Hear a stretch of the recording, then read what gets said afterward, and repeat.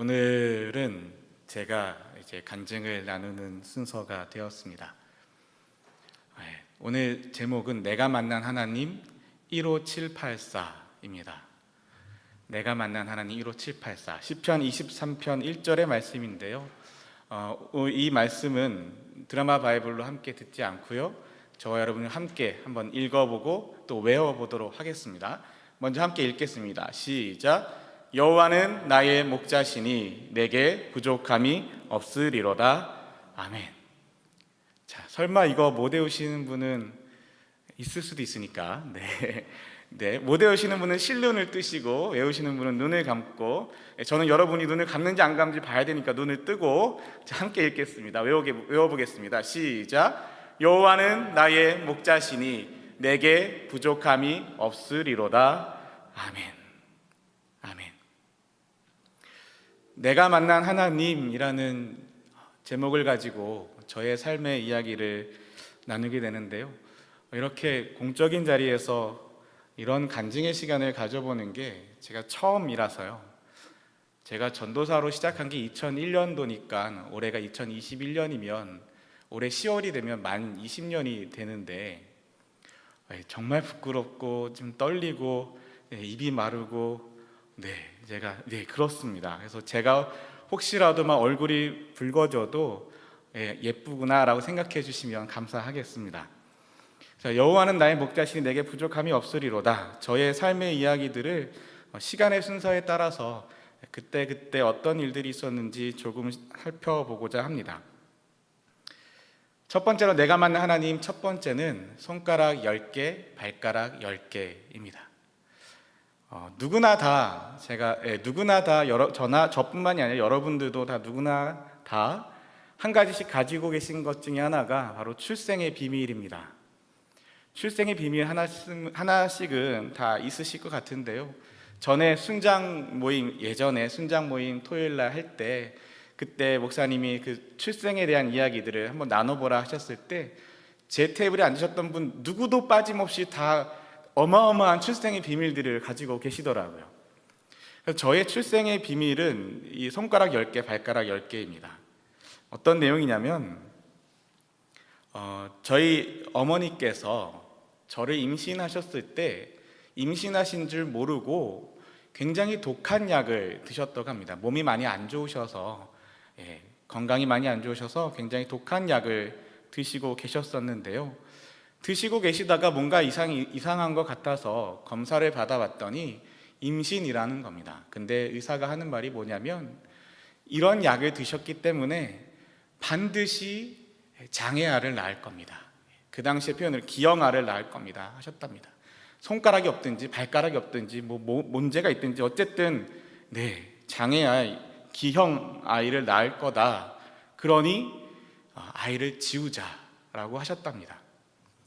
당시에 저희 집에는 저 말고도 위로 4분의 형님과 누님들이 계셨습니다. 맨 위에 형이 계시고 누나가 계시고, 그런데 제가 5번째인데요, 이 의사가 기형아가 날 거다라고 하니까 저희 아버지도 반드시 지워야 한다고, 반드시 아이를 지워야 한다고, 더 이상 우리 집안에는 아이가 필요 없다고 하시면서 의사 말을 따라서 지우자라고 하셨답니다. 그러자 어머니께서 어느 날 밤에 도망가셨습니다.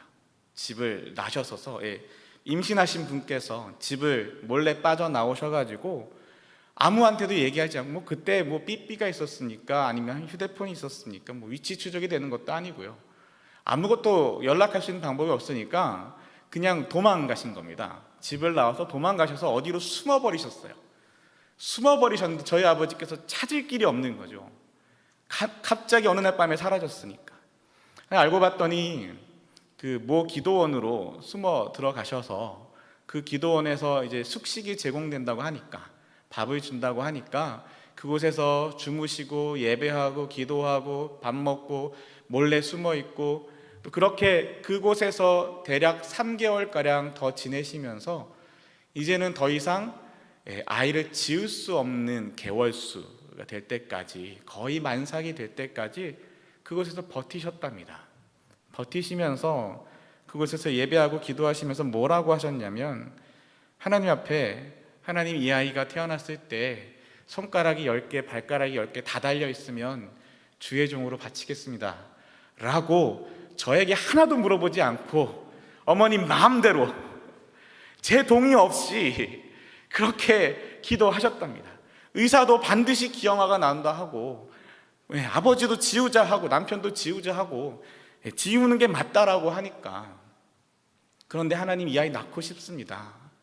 그러니 손가락, 발가락 10개씩 다 달려 나오게 해주시고, 다 달려 나오면 하나님의 종으로 바치겠습니다 라고 서원 기도를 하셨다고 합니다. 그리고 실제로 태어나자마자 제일 먼저 물어보신 게 손가락 몇 개냐고, 발가락 몇 개냐고, 그걸 제일 먼저 물어보셨다고 합니다.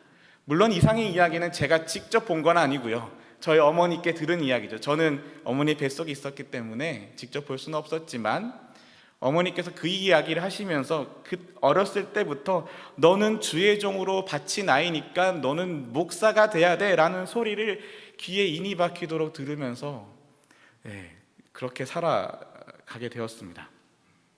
그래서 그렇게 태어난 아이가 요 아이입니다. 요 왼쪽에, 여러분 보시기 왼쪽에 좀 더 어린 사진은 한 6개월 정도 되었을, 7개월, 8개월, 6개월 그 정도 됐을 때고요. 그 옆에는 첫돌 기념. 이게 첫돌 사진인지는 저기 첫돌 기념이라고 써주셔가지고 써 있어서 압니다. 그때의 그 아이, 손가락 10개 다 있고 발가락 10개 다 있고 눈은 2개고 콧구멍도 2개고 귀도 2개고 입도 하나고, 달릴 거 다 달리고 없을 거 없는 아이로 이렇게 잘 태어났습니다. 두 번째, 제가 만난 하나님, 내가 만나는 두 번째는 복이 다르다입니다. 복이 다르다. 복이 다르다 하는데 그 복자가, 한자가 우리가 아는 그 축복받는 그 복자가 아니죠. 배복자입니다. 배를 뜻하는 배복자. 앞서 말씀드렸듯이 저희 집에는 저 말고도 이미 한 분의 형님과 3분의 누님, 그래서 총 제가 5번째 막내 아들입니다. 그리고 저와 바로 위의 누님은 9살 차이가 나고, 9살, 그 다음에 다시 2살 더 올라가고 3살 올라가고 2살 올라가고 2살 올라갑니다. 계산 빠르신 분들은 알아서 계산하시고요. 그렇게 나이 차이가 많이 나서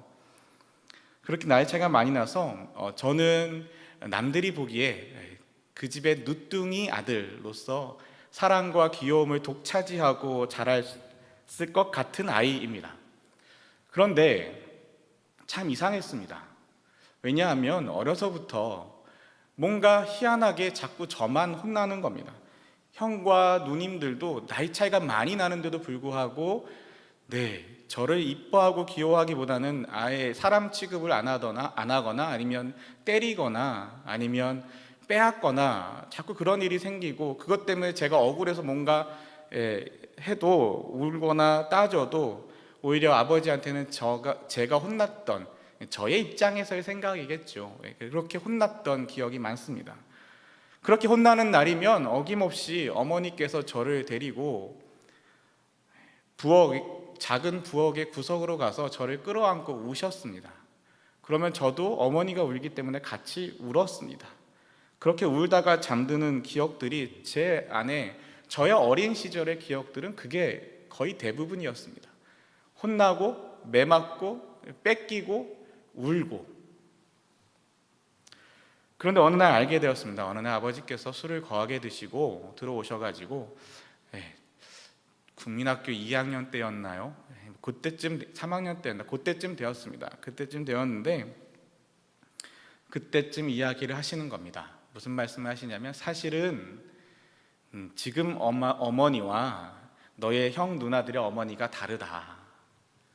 원래 내가 결혼을 해서 내 아이를 낳았는데 그 어머니, 그 와이프가 병으로 돌아가셨고, 그리고 나서 너의 어머니, 지금의 아내를 만나서 그리고 너를 하나 낳게 된 거다. 그래서 형 누나들이 너에게 함부로 하고 싫어하고 미워하는 것을 좀 이해해 줘라 라고 하셨습니다. 그때 알았습니다. 왜 내가 그토록 형 누나들의 사랑이 아니라 그런 미움을 받고 살고 있었는지, 왜 맨날 나만 혼났는지, 왜 어머니가 나를 그렇게 끌어안고 부엌 구석에서 그렇게 우셨는지 그때야 비로소 알게 되었습니다. 그래서 이거는 제 왼쪽에 있는 사진이 제 그때까지, 그 전까지 제가 줄곧 다니던 외갓집의 누나들인데요. 외사촌 누나들이죠. 외사촌 누나들인데 그 아버지의 알려주신 그 일 이후로 저는 외갓집이 없어졌습니다. 왜냐하면 저희 어머니는 6.25 때 고아가 되셔서 고아원에서 자라셨고, 고아원에서 평생을 자라시다가 이제 성인이 되어서 고아원을 나와야 해서 고아원에서 나와서 기숙사를 제공하는 공장이나 이런 데서 일하시다가 저희 아버지를 애 넷 딸린 호래비를 만나서 결혼을 하신 거였습니다. 그러니 저희 어머니는 친정이 없으신 분이시고 저는 외갓집이 없습니다. 그리고 어느 날부터인가요? 아버지 어머니가 별거를 하셨고 저는 더 이상 그 이후로 외갓집을 갈 수가 없었습니다. 별거 하시면서 어머니랑 저랑 둘이 살았고 아버지와 형 누님들은 외갓집에 가셔서 지내셨습니다. 그때 이후로 한 번도 외갓집을 가지 못했습니다. 외할머니라고 믿고 따랐던 분도 저의 할머니가 아니라는 그 사실이 저에게는 큰 충격이었습니다. 그리고 나서 내가 만난 하나님 세 번째는 여기가 좋사오니입니다. 뭐 그렇게 별거를 하시다가도 또 결국 다시 합치시고 같이 살게 되셨는데요. 그런데 저희 집은 어렸을 때부터 별로 가정 형편이, 경제적인 형편이 좋지 않았습니다. 아버지는 택시 운전을 하셨고 택시 운전을 하셨지만 늘 술과 노름을 좋아하셨던 분이셨습니다. 그래서 집에는 딱 그날 하루 먹고 살 만큼만 딱 갖다 주시고 나머지는 하루 종일 밖에서 술 드시고 노름하시고 즐기시고 그 삶을 그렇게 누리셨던 분이셨습니다. 그래서 저희 집은 1년에 적으면 1번, 많으면 3번, 평균적으로 2번에서 2번 반 정도 이사를 다녔습니다. 짐을 싸고 짐을 푸는 게 너무나 당연하고 너무나 익숙한 삶을 살았습니다. 실제로는 짐을 잘 풀지도 않았고요. 그냥 늘 싸놓고 필요한 것만 꺼내서 살다가 몇 개월 살다가 또 이사 가고 몇 개월 살다가 또 이사 갑니다. 왜 그래야만 했냐면 형편은 어려운데 아이는 5이나 되고 그러다 보니 집을 얻어야 되는데 새를 얻어야 되는데 새를 얻는 게 힘든 거죠. 그리고 저는 막내고 어리지 않습니까? 그리고 형 누님들은 다 나이가 좀 있고 하다 보니까 다 학교 가고 난 다음에 그리고 저만 일찍 끝나서 집에 오니까 저 하나 데리고 애 하나라고 속이고서 방을 얻는 거예요. 주인집에 부동산에 복덕방에 애 하나밖에 없다고 속이고 일단 방을 하나 얻습니다. 그리고 계약을 해요. 이사를 합니다. 주인이 어느 날 보니까 애가 하나라고 하는데 하나 목소리가 아닌 거죠. 북적북적하죠. 방 하나에 5식구가 아니죠. 저희 아버지 어머니까지 7식구가 살기도 하고요. 방 하나 반짜리에 7식구가 살기도 하고 그랬습니다. 그러다 보니 주인 아주머니, 주인 아저씨한테 맨날 쫓겨나서 버티다가 몇 달 버티다가 잘 버티면 1년 버티는 거고요. 못 버티면 2, 3개월 버티다가 또 이사 나가는 거죠. 또 이사 나갈 때 어떻게 나갑니까? 또 속이고 애가 하나밖에 없다고 속이고 제 손만 쫄래쫄래 붙잡고 저한테 조용히 하라고 그러고 애 하나만 들고 가서 애 하나밖에 없다고 그러면서 또 방을 얻고 그런데 그 얻는 방들이 전부 다 지하 혹은 반지하였습니다. 가난은 분명히 죄가 아니라고 하는데 분명히 가난한 것은 죄가 아니라고 했는데 저희 집은 늘 주인 아주머니한테 죄인이었습니다. 늘 죄인처럼 부끄럽게 쫓겨나고 쫓겨다니는 그렇게 이사하고 이사하는 그런 삶을 살았고 들어간 국민학교에서 졸업을 못하고 몇 번 옮겨서 다른 학교에서 졸업을 할 수밖에 없는 그런 삶을 살았습니다. 그 당시에 어머니의 꿈이 뭐였냐면, 지금도 생생하게 기억나는 어머니께서 늘 하셨던 말씀이 뭐냐면, 저희 어머니의 꿈은 지상낙원이셨습니다. 지상낙원이 이 땅에서 낙원을 누리며 산다는 게 아니라 지하에서 탈출해서 제발 지상으로 올라가서 살자. 이 습기 많고 곰팡이 나고 장마 오면 물 새고 장판에 다 울고 들리고 하는 이 지하에서 탈출하는 게 저희 어머니의 꿈이셨습니다. 그래서 그 지상낙원의 꿈을 어머니는 가지고 계셨습니다. 그렇게 학교에 가도 집에서도 매우 좋지 않았습니다. 그 형편이 그런 상황이다 보니 제가 생일 잔치를 해서 생일에 친구를 초대할 수도 없거니와, 친구가 생일 잔치를 한다고 하는데 생일 잔치에 빈손으로 갈 수가 없지 않습니까? 뭔가 생일 선물을 사야 되는데 생일 선물 살 돈이 없어서 한 번도 생일 잔치에 가본 적이 없습니다. 친구가 생일 잔치를 하는데 한 번도 가본 적이 없어요. 한 번 가봤습니다. 네, 한 번 가봤는데 생일 선물은 못 가지고 갔지요. 왜 가봤냐면 롯데리아라는 햄버거 가게에서 생일 잔치를 한다는 거예요. 한 번도 먹어보지 못했는데 햄버거 가게에서 생일 잔치를 한다고 저희 반에서 그때 제일 부자인 친구가 반 전체를 다 쏜다고 초대를 한 거지요. 그래서 몰래 껴서 갔습니다. 그래서 햄버거를 먹고 너무 좋았습니다. 그런데 선물을 하나씩 푸는데 제 선물은 없는 거죠. 너무 부끄러워서 그 다음부터는 절대 생일잔치에 아무리 햄버거를 한다 해도 갈 수가 없었습니다. 제가 그렇게 생일잔치에 가본 적도 없고 또 생일잔치를 해본 적도 없고, 또 말씀드렸다시피 제 위에 형 누님들과 배가 다르다 보니 제가 제 생일을 챙겨 받아본 적도 없고 저도 형 누님의 생일이 언젠지도 모릅니다. 그렇게 살다 보니 누군가의 생일이나 기념일을 챙겨주거나 챙김을 받는 것이 저에게는 매우 낯선 경험이었습니다. 그런데 그런 와중에도 교회를 어머니의 손을 붙들려서 교회를 꾸준히 다녔는데, 중학교에 올라가서 중학교 1학년 여름 때부터 어느 친구가 같이 하자 해서 그때부터 교회에서 중등부 성가대를 하고, 성가대를 하다 보니까 찬양팀을 하게 되고, 찬양팀을 하다 보니까 임원도 하게 되고 회장도 하게 되고, 그러다 보니까 그 안에서 누군가가 선생님이 생일을 챙겨주시기도 하고, 친구들이 축하해주고, 친구의 생일에 선물을 가지고 가지 않아도 그저 교회에서 선생님이 열어주는 그 생일 잔치에서 같이 축하해주는 그런 경험들이 있어서 저는 너무나 교회가 좋았습니다.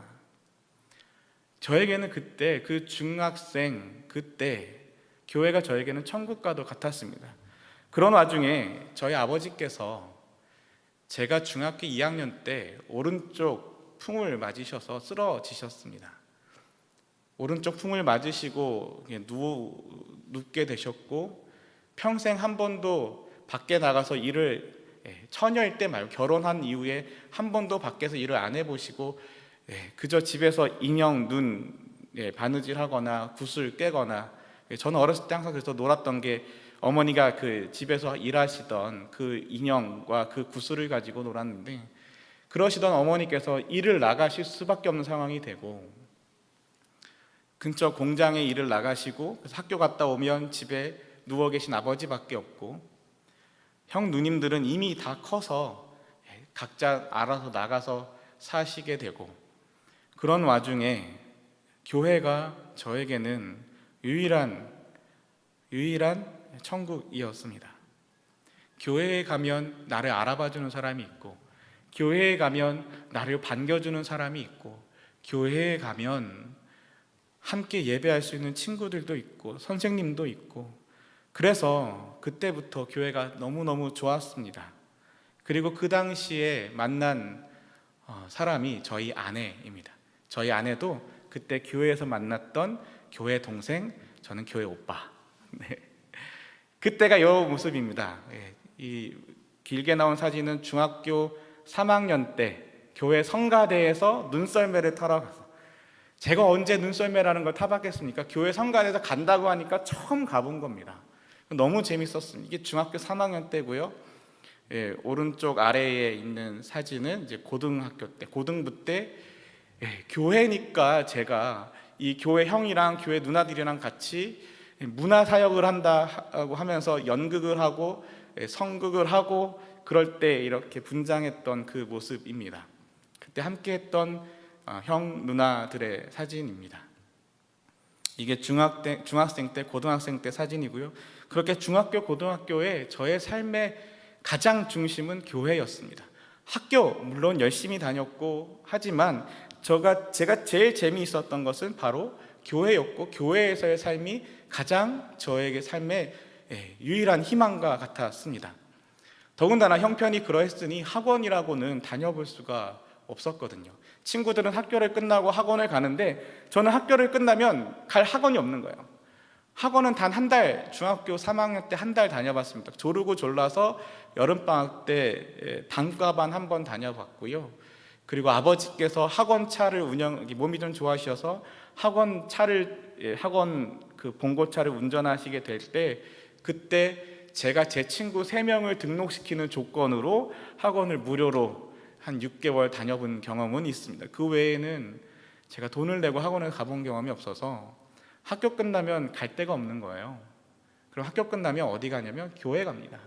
그러면 저와 비슷하게 학교 끝나면 갈 데 없는 교회 친구들, 교회 동생들, 교회 형들이 교회로 모여요. 그러면 거기서 같이 숙제도 하고 같이 놀이 게임도 하고 품바라는 뭐 그런 게임도 하고 이것저것 게임을 시간 가는지 모르고 하다가 안경도 부러뜨려 먹고 막 그러면서 교회에서 하다가 저녁 시간이 되면 배고프니까 각자 집으로 가고 그랬습니다. 그렇게 저에게는요, 교회가 그 당시에 제가 중학생, 고등학생 시절에 가장 저의 마음을 알아주는 곳, 그래서 자연스럽게 어려서부터 저희 어머니께서 손가락 10개, 발가락 10개 다 달고 태어났으니 너는 하나님의 종이다 라고 서원하셨던 그 소리 때문이 아니라 나를 위로해주고 나의 마음을 알아주고 나를 반겨주는 곳, 교회.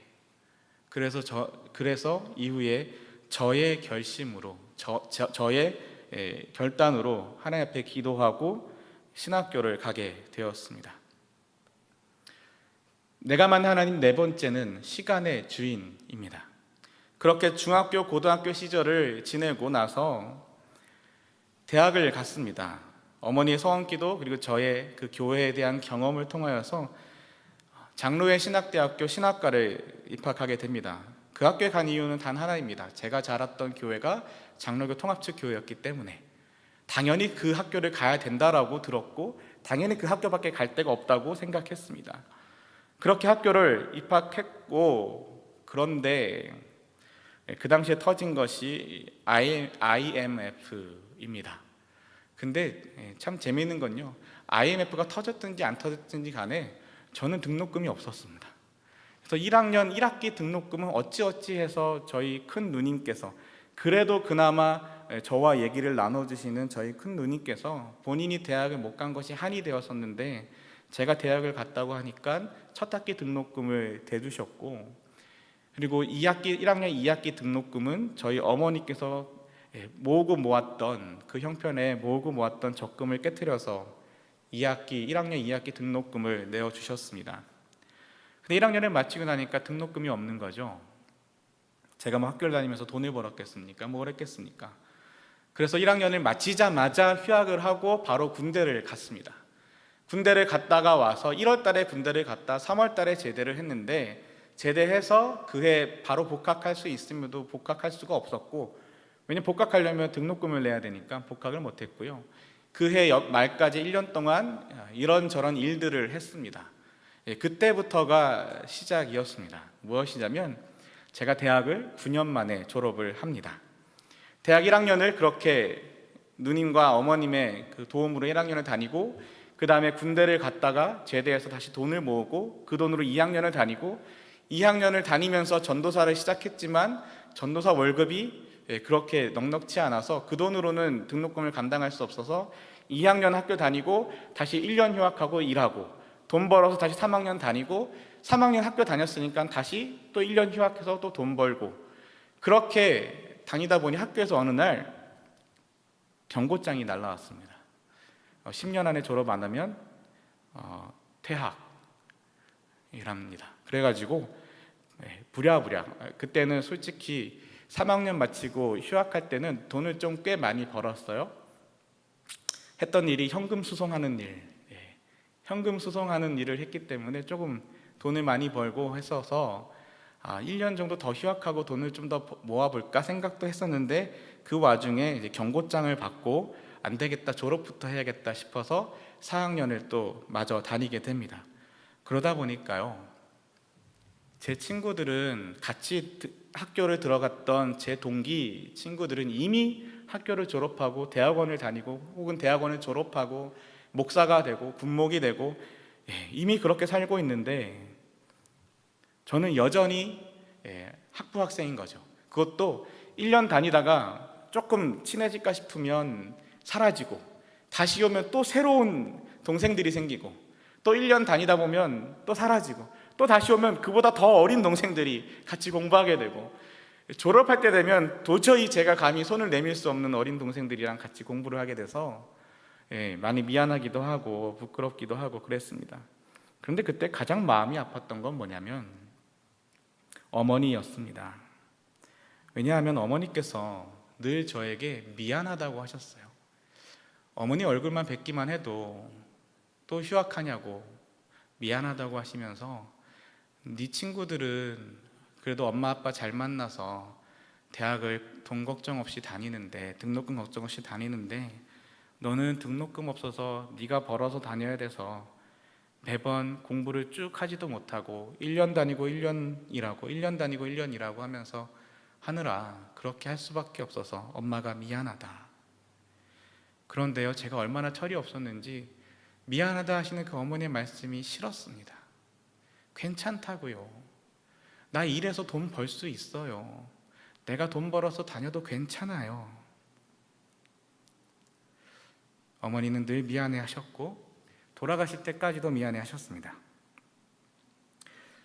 그런데 어느 날이었어요.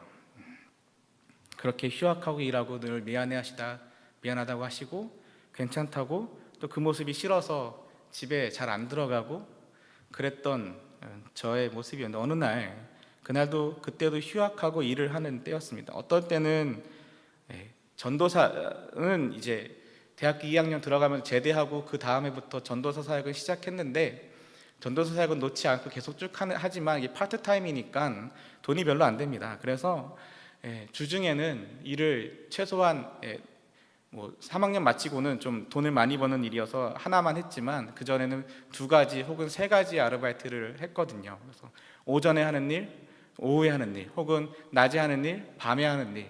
그래서 2가지, 3가지의 아르바이트를 이렇게 계속 병행하면서 하고 있었는데 어느 날 그날도 어머니께서 아침부터 미안하다고 하시는 거예요. 너가 일하러 가야 돼서 미안하다고. 학교를 가야 되는데 학생이 공부할 때가 있고 학교를 가야 되는데 엄마가 등록금을 못 대줘서 네가 일을 하러 나가는 모습이 미안하다고 또 어머니께서 하시는 겁니다. 그렇게 하고 그 아침을 조금 마음 안 좋게 나왔는데요. 그날도 일을 하다가 갑자기 그런 마음이 드는 겁니다. 어떤 생각이 드냐면 하나님은 알파와 오메가라고 하시는데 하나님은 무한하신 하나님이시라고 하는, 하나님은 창조 이전부터 계셨던 분이고 말세 이후에도 계시는 분이 하나님이시라고 하는데 그 하나님의 시간을 쭉 이렇게 길게 놓고 본다면 제가 살아갈 60년, 70년, 80년, 그때는 100세 시대라고 안 했으니까요.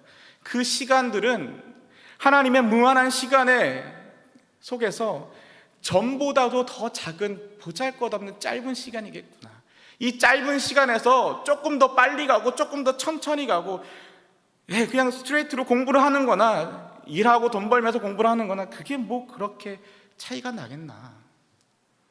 그리고 이 무한에서부터 무한으로 가는 이 시간의 주인이 하나님이시라면 그러면 조금 먼저 가게 하는 것도 하나님이시고 조금 천천히 가게 하는 것도 하나님이시니 뭐가 문제겠는가? 그리고 하나님 앞에 오히려 감사하게 되었습니다. 어느 날 감사하게 되었어요. 무엇 때문에 감사했냐면 제가 친구들한테 그때는 이렇게 이야기를 했습니다. 야, 니네는 세상 경험 한 번도 안 해보고 목회하면 그 목회가 되겠냐? 나처럼 좀 이런 일도 해보고 저런 일도 해보고 아르바이트도 해보고 막노동판에서 일도 해보고 한 10개월 정도 공사장에서 일을 했었거든요. 그 당시에. 그런 일을 좀 해봐야 야 니들이 성도의 마음을 알지 막 이러면서 교만하게 굉장히 교만한 마음으로 저의 자존심을 지키며 오히려 친구들을 나무랬던 모습까지도 있었습니다. 그때 제가 요랬습니다. 꽤 괜찮았죠. 아무리 봐도 일 세게 하는 고생하는 사람 막노동판에서 일하는 그런 피부가 아니지 않습니까? 시간의 주일이 하나님이심을 인정하고 나니까요 괜찮습니다. 근데 제가 봐도 참 잘났어요. 네 집 아들인지. 네 이때 시간의 주인이 하나님이심을 경험하면서 동시에 한 가지 더 경험하게 됩니다. 돈의 주인이 하나님이시다라는 것이죠. 한 가지 에피소드가 있습니다. 이런 일 저런 일 다 했다고 했는데 제가 3학년 마치고 했던 일 중에 하나가 3학년 마치고 또 1년 휴학하면서 그 한 해 동안 했던 일이 현금 수송하는 일이었습니다. 뭐냐면 여러분 ATM 기기에서 카드를 넣으면 돈이 나오죠. 그런데 그 ATM 기기가 돈을 만들어내지는 못합니다. 누군가는 돈을 채워 넣어야 우리가 카드를 넣었을 때 돈이 나오게 됩니다. 그리고 누군가는 그것을 매번 비우기도 하고 다시 채우기도 하고 정리하기도 하는데 그 일을 했습니다. 까만 봉고차를 타고 뒤에 큰 금고를 넣은 봉고차를 타고 까만 옷을 입고 워커를 신고 모자를 쓰고 가스총을 2개를 딱 차고 현금 바구니를 들고서 그 ATM 기계에 돈을 빼고 돈을 집어넣고 하는 일, 그런 일을 하게 될 줄은 상상도 못했는데 어쩌다 보니 그런 일을 하게 되어서 꽤 좋았습니다. 돈도 많이 받았고요. 월급도 다른 일 뭐 오전 오후 이렇게 나눠서 하는 일들보다 풀타임으로 일을 하는 거라 돈도 꽤 많이 벌었고요. 그런 일을 하는데 어느 날 항상 이렇게 외근을 도는 거죠. 항상 그 돈을 넣고 빼고 해야 되니까 제가 가지고 다녔던 총 3명이 한 팀이 돼서 움직이는데 드라이버가 1명 있고 그 다음에 돈을 옮기는 사람이 2명이 있습니다. 2명이 돈을 옮겨서 1명이 돈을 집어넣고 빼고 1명 옆에서 정리하고 그렇게 하는 3명이 한 조가 돼서 움직이는데 그런데 적게는 한 1억, 2억 그 정도 캐시를 들고 다니고요. 그 당시에는 5만 원짜리가 없었습니다. 10,000원짜리가 제일 비싼 지폐였는데 캐시였는데 가지고 다니는 하루에 운반해야 되는 돈이 한 1억에서 2억, 적은 날 그랬고 많은 날은 한 10억 이상, 하루에 10억 이상의 캐시를 제가 학교 등록금이 없어서 휴학하고 일을 하는데 제 손 안에 하루에 10억이 그것도 캐시가 제 손 안에 있는 겁니다. 네, 대단하죠. 제가 이런 사람입니다. 그런데 문제는요, 매번 점심을 자기 돈으로 사 먹어야 돼요. 점심값을 월급에 다 포함해서 주기 때문에 점심값은 물론 월급에 포함되어 있지만 점심을 사 먹을 때는 내 돈 주고 사 먹는 게 되는 거죠. 그런데요, 그때 늘 자주 가던 백반집이 있었는데, 기사식당 같은 백반집이 있었는데요, 그 식당에 가면 오늘의 백반이 뭔지는 아실 테지요. 그날 그냥 식당에서 알아서 준비해주는 식사가 백반입니다. 밥, 국, 반찬 뭐 이렇게 나오는 가정식 백반, 그게 2,500원이었습니다. 그리고 제육볶음은 3,000원이었습니다. 얼마 차인가요? 500원. 이 500원짜리 2개면 1,000원이지만 앞면 뒷면 보여드리느라 500원 차이였습니다. 그런데 제가 제육볶음을 그 당시에 되게 좋아했는데 사 먹을 수가 없는 거예요. 손이 떨려가지고 500원 더 내는 게 아까워서. 500원 차인데 2,500원과 3,000원, 단돈 500원 차인데 나는 늘 돈이 없다고, 돈이 없어서 일을 하는 거라고 생각하니까 지금 저 차에는 몇 억이 캐시로 있는데 내가 들고 다니는 그 돈은 몇 억이라는 돈을 들고 다니고 있는데도 불구하고 그냥 내 주머니에 500원 더 내서 제육볶음 먹으면 되는데 그 500원이 아까워서 2주에 한 번 사 먹는 걸로 마음의 결심을 하고 2주에 한 번만 500원 더 내서 제육볶음을 먹고 나머지는 그냥 백반. 같이 일하는 다른 동료들이, 다른 선배들이 뭐 더 비싼 거를 먹고 뭐 생선튀김을 먹고 뭘 먹고 해도 나는 그냥 백반. 2,500원 고정. 더 쓰면 안 돼. 그래서 그때 알게 되었습니다. 돈이, 이 500원이 내 거라고 생각하니까 못 쓰겠는 거예요.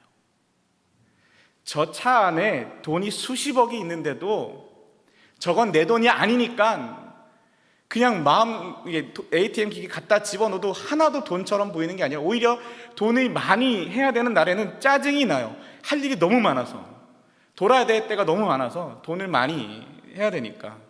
돈이 많으면 좋은 게 아니라 그 돈은 많으면 많을수록 저에게는 스트레스였고, 제 주머니에는 500원은 내 돈이다 생각하니까 이 돈 때문에 내 마음이 옹졸해지고 소심해지고 아까워하는 모습을 보았습니다.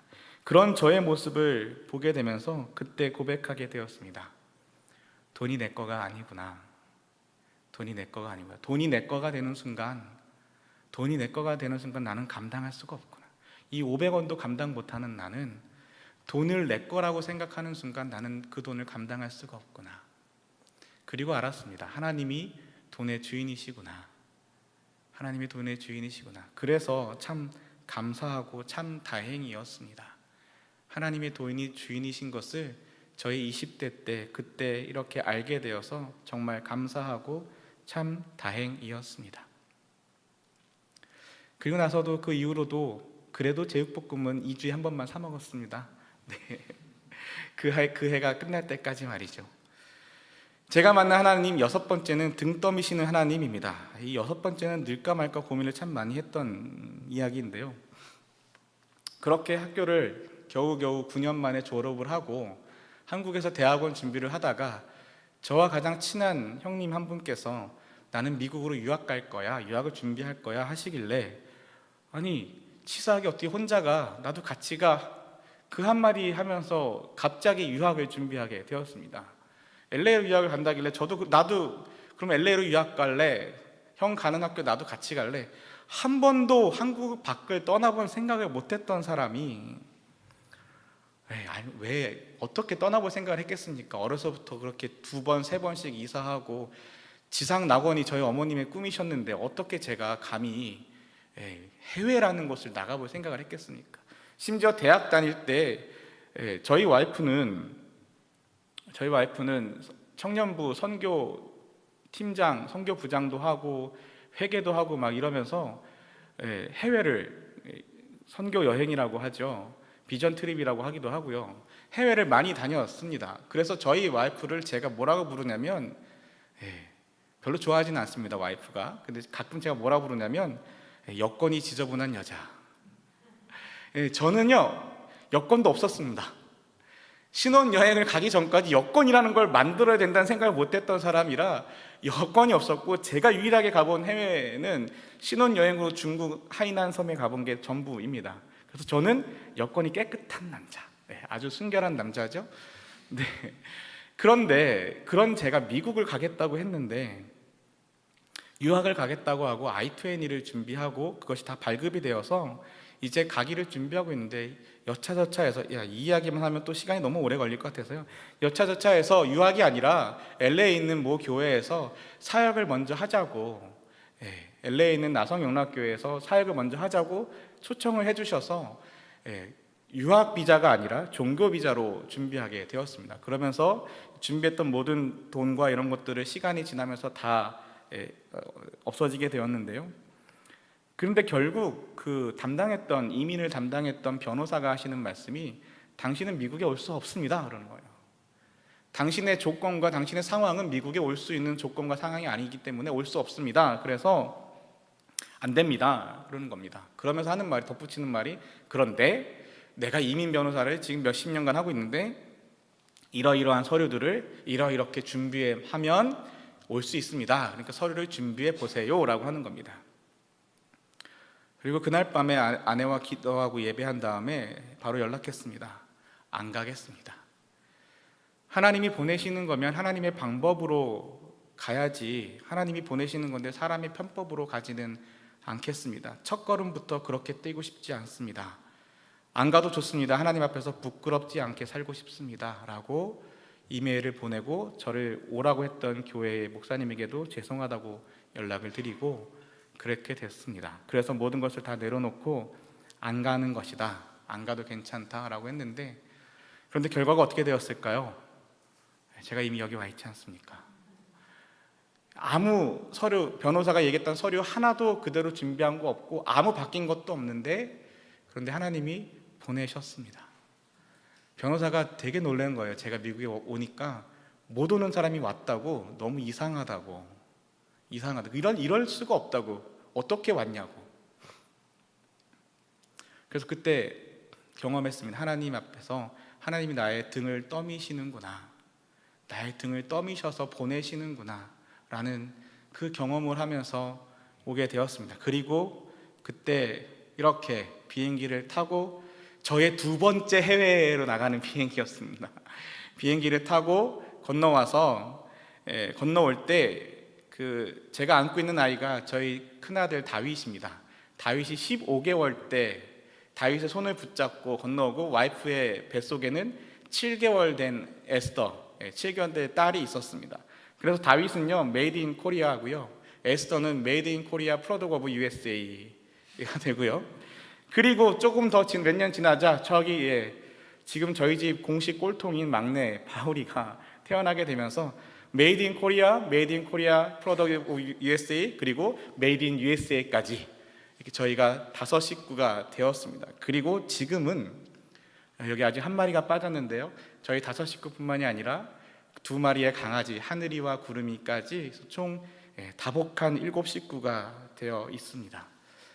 하나님의 그 시간들 동안 또 하나님의 만지시고 만나시고 함께 하신 은혜가 있었고요, 등 떠미시는 그 하나님이 4년 전 LA에서 또 이곳으로 등 떠미셔서 집어서 옮기셔서, 하나님 앞에서 부끄러울 수 없지, 솔직한 표현, 그때 했던 표현으로는 하나님 앞에서 쪽팔릴 수 없지라고 고백을 하게 되고, 하나님이 또한 이곳으로 보내어 주셨습니다.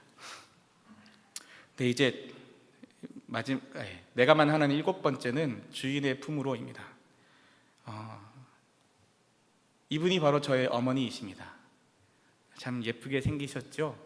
저희 큰아들이 저희 어머니를 제일 많이 닮았어요. 저희 셋 중에 둘째는 저희 와이프를 많이 닮았고 생김새가, 막내는 안타깝게 저를 많이 닮았는데요, 저희 어머니가 미국에 오셔서 한 1년 반 정도 저희가 아버지를 모시고 살았었는데, 그때 저희 막내를 저렇게 업어주고 저를 업어주셨듯이 저희 아이를 업어주시면서 함께 살았던 적이 있습니다. 그런데 시간이 많이 가서 이야기를 해도 될런지 모르겠지만 2016년 9월에, 그 전에 이미 어머니는 한국에 가셔서 지내시다가 아버지와는 이혼을 하시고 어머니 혼자 지하 단칸방에서, 옛날식 표현으로는 독거노인이고 그 당시 요새 표현으로는 기초생활수급자라는 이름으로 나라에서 주는 돈으로만 생활하시면서 그렇게 지하 단칸방에서 살고 계셨습니다.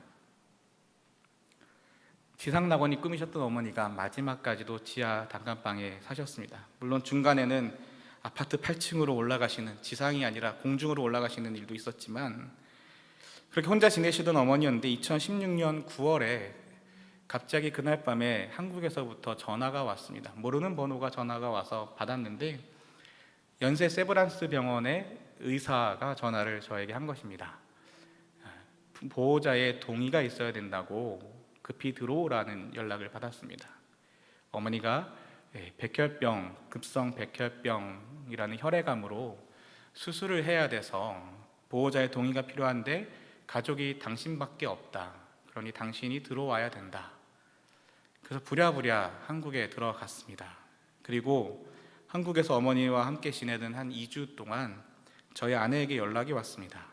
다 정리하고 한국 들어가겠다고. 어머니 계시는 동안, 사시는 동안 어머니의 곁을 지켜야 되지 않겠냐고. 근데 그때 의사가 수술을 포기하고, 수술할 수 없다라고 포기하고 그냥 새로운 요법들을 사용해 보자라고 해서 거기에 사인을 했고요.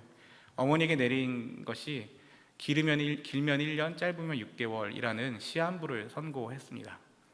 그래서 저희 와이프가 그 이야기를 듣고 어머니 곁에 있는 게 맞다고, 길어야 1년인데 들어가는 게 맞는 것 같다고 다 정리하고 들어가자 했습니다. 그런데 저도 그 마음을 품고 정리를 하고 한국으로 귀국하려고 했는 와중에 그런 와중에 어떤 선배 목사님하고 이야기를 나누며 저희 어머니도 절대 들어오지 말라고, 절대 들어오면 안 된다고 얘기를 하시는데, 그 선배 목사님하고 얘기를 나누며 그런 고백을 마침내 하게 되었습니다. 어머니는 어머니의 하나님이 책임져 주실 것이다. 어머니는 어머니의 하나님을 의지해야 되고 나는 나의 하나님을 의지하여 신뢰하여야 한다. 어머니도 어머니의 하나님을 만나고 어머니도 어머니의 하나님으로부터 은혜 받는 것을 신뢰해야 한다. 그래서 그때 정리하지 못하고 다시 미국으로 건너왔습니다. 그리고 나서 길면 1년, 짧으면 6개월, 길면 1년이라고 했기 때문에 그렇게 9월 말에 나갔다 10월 초에 들어와서 이제 그 다음에 5월에 나갈 티켓을 미리 끊어놓고 있었는데, 그 2017년 3월에 의사에게 다시 연락이 왔습니다. 어머니의 마지막을 준비해야 하니 속히 들어오라.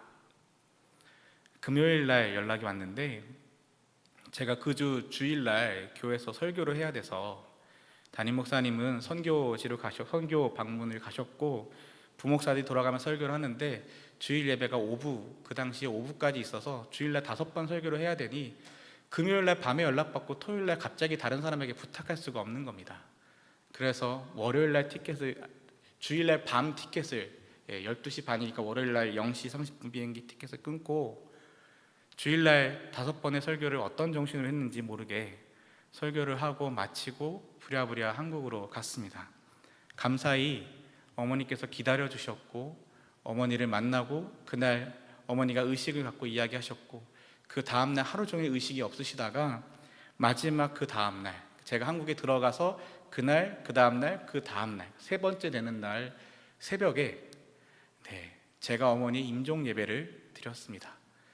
LA에 있으면서 많은 분들의 임종 예배를 드리기도 하고 장례 예배, 하관 예배를 집례하다가 저희 어머니 임종 예배를 드리려니 참 마음이 이상했습니다. 그래서 그날 새벽에 어머니와 저와 저희 아내 셋이서 그렇게 아들을 태어나기 전부터 주의 종으로 바치겠다고 서원하셨던 그 어머니, 결국 목사를 만드시더니 아들 목사의 손을 붙잡고 임종 예배를 드리시고 그날 아침에 주무시다가 하나님 품으로 가셨습니다.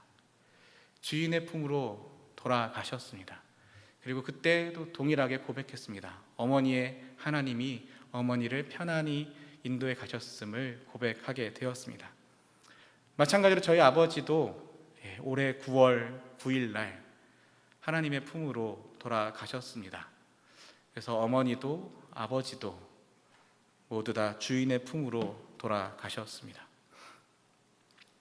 내가 만난 하나님, 오늘 제목이 내가 만난 하나님으로 끝나는 게 아니라 15784라고 기록해놨는데 이게 무슨 의미일까요? 15784. 15784는 제가 태어나면서부터 지금까지의 날수입니다. 하루하루의 날수가, 물론 제가 하나하나 계산한 건 아니고요, 날짜를 계산해주는 프로그램으로 계산했는데 오늘이 15,784일째입니다. 제가 이 땅에 태어난 지 말이죠. 그래서 고백하게 됩니다. 사실 제가 지금까지 7번 내가 만난 하나님이라고 고백했지만 아니요, 정직하게 고백하는 건 내가 만난 하나님이 아니라 나를 만나 주신 하나님입니다. 내가 하나님을 만난 게 아니라 하나님이 나를 만나 주셨습니다. 내가 하나님을 찾았기 때문에 하나님 나를 만나 주신 것이 아니라 하나님이 나를 먼저 찾아주셨고 나를 먼저 만나 주셨고 저를 붙들어 주셨고 삶의 굴곡과 순간마다 하나님이 저와 함께 해 주셨습니다. 그래서 제가 인식하지 못하던, 기억하지 못하던 15,784일 동안 하나님은 한 번도 저를 혼자 두시지 아니하셨고 늘 함께 하셨음을 믿음으로 고백하게 됩니다. 그래서 제가 가장 좋아하는 말씀이 시편 23편 1절의 말씀입니다. 여호와는 나의 목자시니 내게 부족함이 없으리로다. 내가 뭔가 부유하고 풍요로워서 부족함이 없다는 고백이 아니라 다윗이 산에서 들에서 양을 치며 그 들판에서 자고 동굴에서 자고 그 이슬을 맞으며 잘 때 여호와는 나의 목자시니 내게 부족함이 없으리로다 고백하는 것처럼 저의 삶 가운데서도 뭔가 풍요로워서 부족함이 없다는 것이 아니라 하나님이 함께 하셨기 때문에 저의 삶은 부족함이 없는 삶이었다라고 고백하게 됩니다. 또한 앞으로도 하나님이 나의 목자 되어주시니 여호와는 나의 목자시니 저에게 부족함이 없을 줄 믿습니다. 나를 만나주신 하나님이 이런 하나님이셨습니다. 여러분을 만나주신 하나님은 어떤 하나님이십니까? 우리 이 시간 짧게 한번 기도할 텐데요, 나를 만나주신 하나님, 저의 이야기 말고요, 여러분의 이야기로 나를 만나주신 그 하나님을 고백하며 하나님 감사합니다, 하나님 사랑합니다, 하나님 정말 감사합니다 고백하며 기도할 수 있으면 좋겠습니다. 그리고 기도 후에 또 우리 함께 찬양할 텐데요, 그 찬양은 저의 평생의 삶의 방향이 되고 삶의 소원을 담은 찬양인데요, 기도하고 또 함께 찬양하도록 하겠습니다. 함께 기도하겠습니다. 사랑의 하나님, 정말 주님 옆에 고백합니다. 하나님, 정말 나를 만나주신 하나님, 내가 만난 하나님인 줄 알았지만 돌아보니 하나님이 나를 만나주신 것이고, 내가 하나님을 붙들었다고 생각했지만 돌아보니 하나님이 나를 붙들어 주신 거였습니다. 내가 하나님을 믿는다, 하나님을 붙잡았다, 내가 하나님을 붙들었다 생각했지만 돌아보니 하나님이 나를 붙잡아 주셨고, 하나님이 나를 포기하지 않으셨고, 하나님이 나와 함께 하셨고, 하나님이 나를 지키시고, 하나님 나를 인도하셨음을 고백하게 됩니다. 힘든 순간에도, 어려운 순간에도, 정말 뭔가 세상적으로는 부족하고 없어서 정말 가난하여서 생일잔치를 갈 수도 없는 상황이었지만 하나님 그 모든 순간과 상황들 속에서, 그 모든 순간과 상황들 속에서 하나님이 함께 하셨음을 고백합니다. 하나님 감사합니다. 하나님 사랑합니다. 다 고백할 수 없어도, 다 이야기할 수 없어도 하나님 고백하오니 하나님 사랑합니다. 하나님 은혜 베풀어 주시니 감사하고, 여호와가 나의 목자 되어 주시니 내게 부족함이 없음을 인하여 주님 앞에 감사하오니 하나님 사랑합니다. 감사합니다. 함께하여 주시옵소서. 늘 함께하여 주시옵소서. 우리 함께 찬양하겠습니다. 아버지의 마음 함께 찬양합니다. 아버지, 당신의 마음이 있는 곳에 나의 마음이 있기를 원해요. 아버지, 당신의 눈물이 고인 곳에 나의 눈물이 고이길 원해요. 아버지, 당신이 바라보는 영혼에게 나의 두 눈이 향하길 원해요. 아버지, 당신이 울고 있는 어두운 땅에 나의 두 발이 향하길 원해요. 나의 마음이 아버지의 마음 알아. 내 모든 뜻 아버지의 뜻이 될 수 있기를, 나의 온몸이 아버지의 마음 알아. 내 모든 삶 당신의 삶 되기를. 아버지, 당신의 마음이 있는 곳에 나의 마음이 있기를 원해요. 아버지, 당신의 눈물이 고인 곳에 나의 눈물이 고이길 원해요. 아버지, 당신이 바라보는 영혼에게 나의 두 눈이 향하길 원해요. 아버지, 당신이 울고 있는 어두운 땅에 나의 두 발이 향하길 원해요. 나의 마음이 아버지의 마음 알아. 내 모든 뜻 아버지의 뜻이 될 수 있기를. 나의 온몸이 아버지의 마음 알아. 내 모든 삶 당신의 삶 되기를. 나의 마음이 아버지의 마음 알아. 내 모든 뜻 아버지의 뜻이 될 수 있기를. 나의 온몸이 아버지의 마음 알아. 내 모든 삶 당신의 삶 되기를.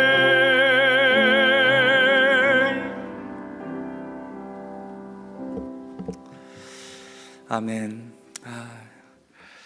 글쎄 말입니다. 우리 함께 이 시간에 같이 기도 한 번 더 할 텐데요.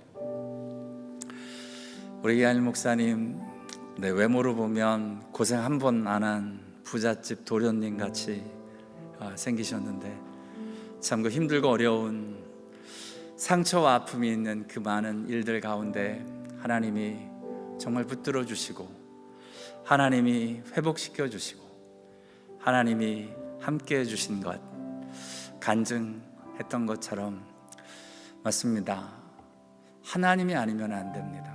하나님이셔야만 하고요, 하나님이 가장 귀한 우리에게 선물, 귀한 은혜입니다.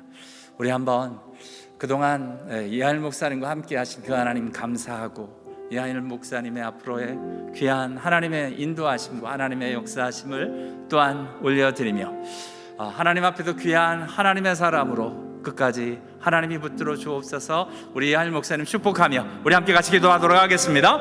하나님 아버지 감사합니다. 하나님의 은혜로 하나님 아버지 여기까지 인도하신 하나님의 사랑에 감사합니다.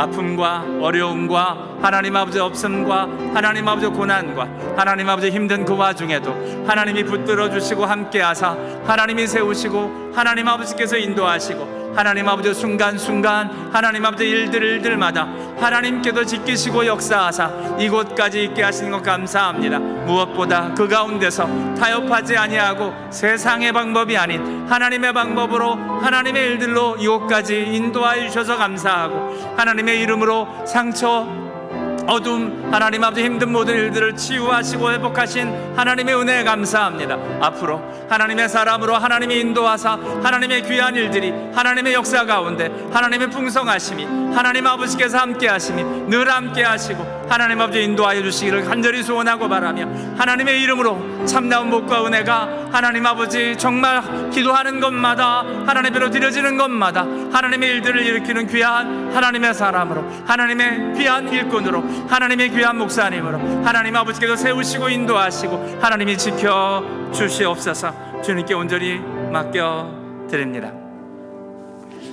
하나님 아버지 감사합니다.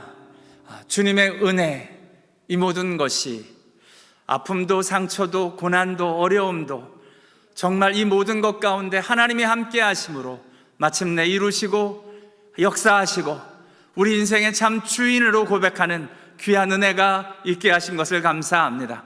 하나님이 아니시면 우리 이한일 목사님 정말 이곳까지 인도함 받을 수도 또한 살아있기도 어려운 그 인생을 하나님이 지키시고 함께 하신 것을 인하여 감사합니다.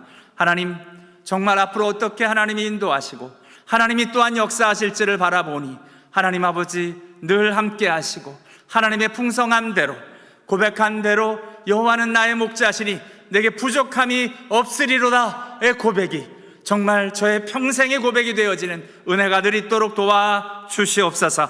이제는 우리 주 예수 그리스도의 은혜와 하나님 아버지 극진하신 사랑과 성령의 감화 감동 교통하심의 역사가 오늘날 하나님이 이한일 목사님에게도 함께 하셨던 그 하나님이 우리에게도 함께하여 우리의 인생, 우리의 삶, 우리의 귀한 이 가정, 우리의 일들을 지키시고 함께 하시는 그 하나님을 바라보며 오늘도 승리하는 우리 한 사람 한 사람 머리 위에 이제로부터 영원까지 함께 하시기를 간절히 축원하옵나이다. 아멘.